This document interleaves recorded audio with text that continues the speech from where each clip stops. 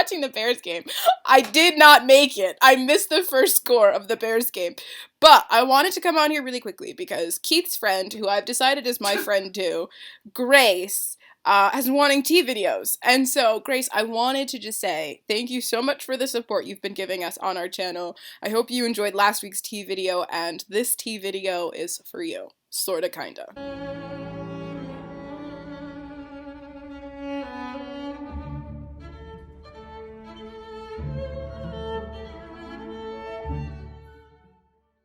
What is up, you guys? Welcome back to Tea and Lit. In today's video, we are going to be doing a tea-focused video, as you can see by the jar in my hands. Before we get into this, I want to let you know, I am filming 4 videos today. We are now no longer ahead of schedule.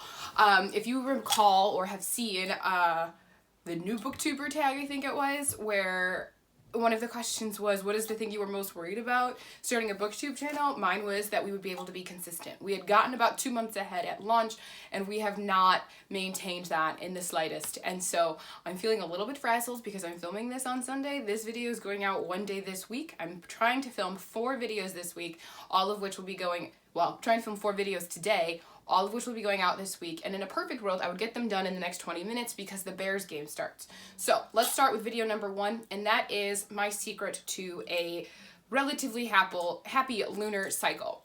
I refer to my menstrual cycle as my lunar cycle because the menstrual cycle is about 28 days. The lunar cycle is also about 28 days. My dad thinks it's weird. I think it's also kind of weird. I didn't really think about it that much. But I do wonder, is there, like, you know how the moon pulls the tides, and there's this whole methodology of gardening, planting by the moon, and I wonder, and the concept is that, like, the moon pulls the water through the soil to feed different parts of the plant. I wonder if there's something that, like, legit has to do with one's menstrual cycle and the moon. My whole life I've had, not my whole life, since I was 14 or 13, whenever my first cycle was, I've had really rough cycles.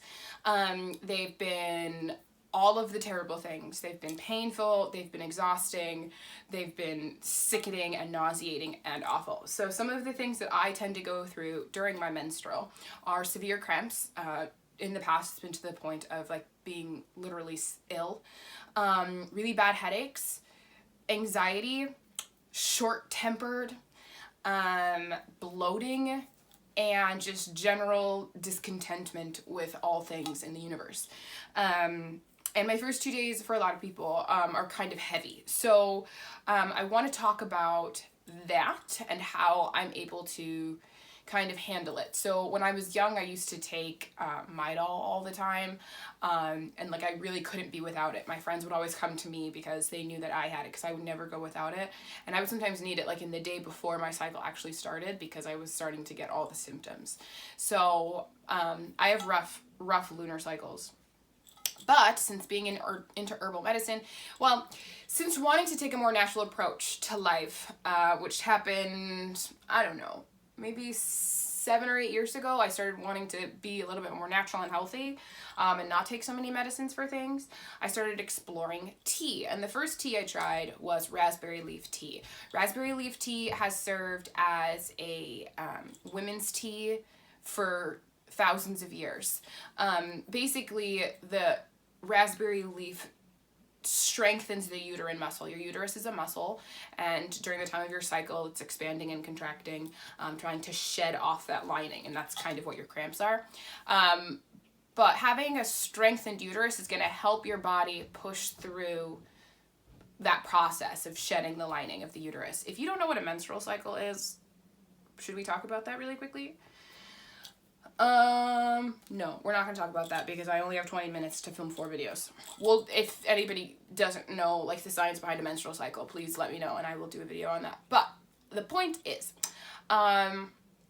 it's good to have a strong uterus to help you process your cycle quickly, simply, easily, all of that.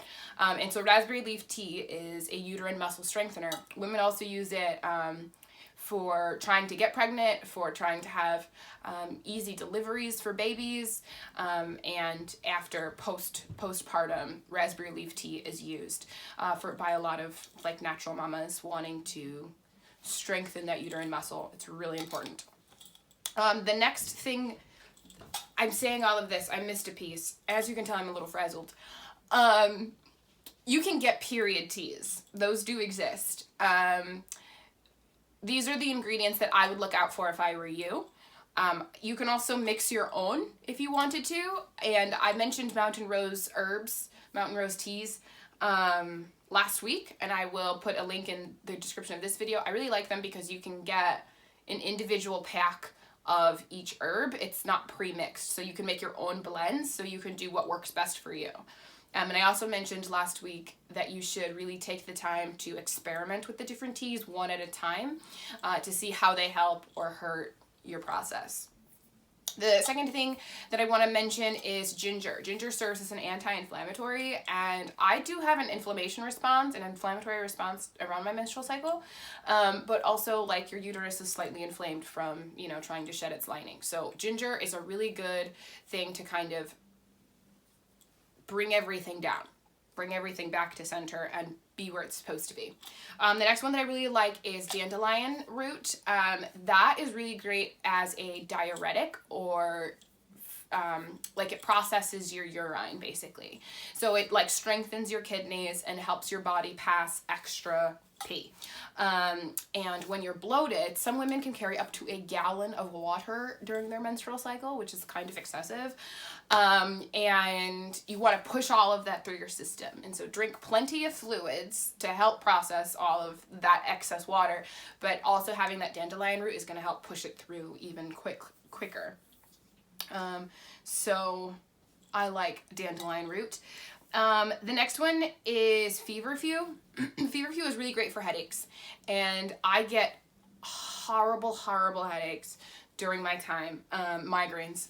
And so feverfew is really great at helping to alleviate the headaches that come along with a menstrual cycle. The last one, all of these are fairly safe.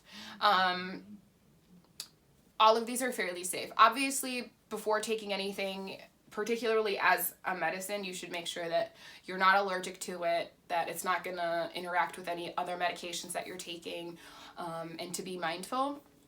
But this herb is an herb that you really need to research yourself. You need to Google it to make sure that it's acceptable for you. Excuse me. And that is St. John's wort. It helps with mild depression.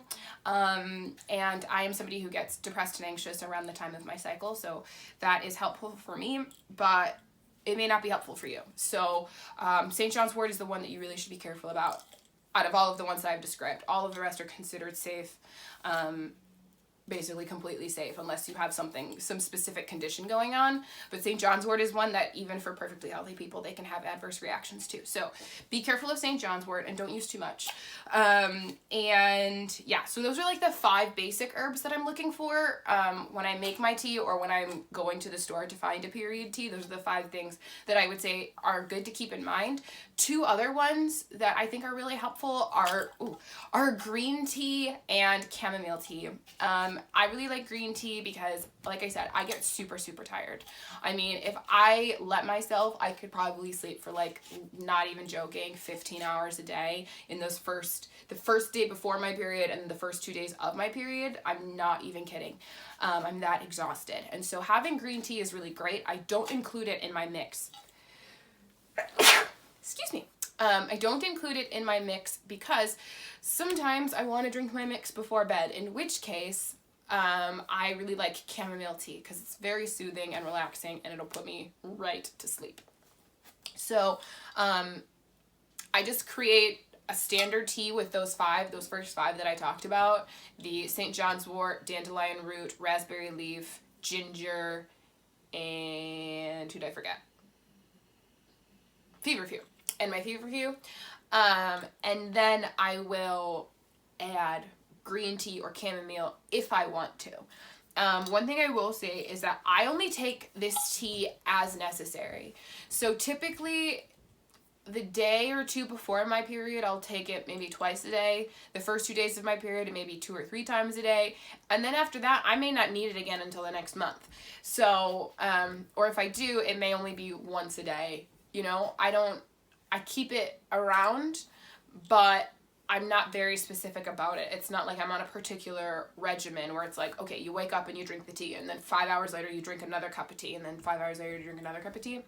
I just do it as needed, and that's how I do most of my herbal medicine, is as needed. Very rarely, only if I'm trying to kick something, something specific like a sinus infection, will I put myself on a regimen.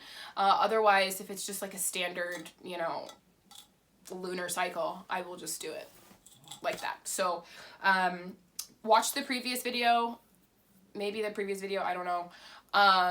Watch last Friday's video. Was it Friday? I don't even know now.